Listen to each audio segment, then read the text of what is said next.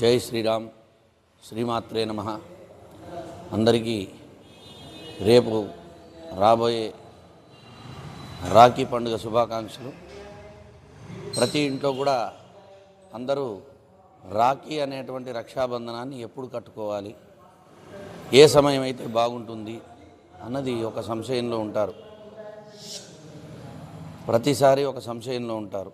అయితే దీన్ని ఏమిటి అంటే, ఎప్పుడైనా ఏ రోజు వచ్చినా కానీ ఆ రోజు ప్రకారంగా ఉన్నటువంటి రావుకాల దుర్ముహూర్తాలు యమగండాలు చూసుకొని దాన్ని కట్టుకోవడం మంచిది.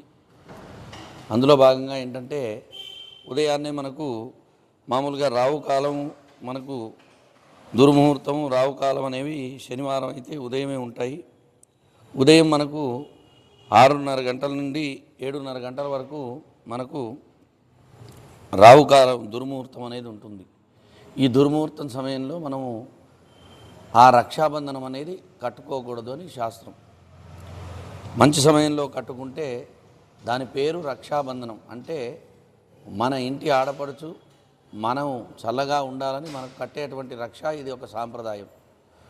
కాబట్టి ఆ 6:30 గంటల నుండి 7:30 గంటల వరకు కట్టుకోకుండా 7:30 గంటల తర్వాత 9 లోపు అయితే కట్టుకోవచ్చు. మళ్ళీ 9 నుంచి 10:30 గంటల వరకు రావుకాలం ఉంటుంది.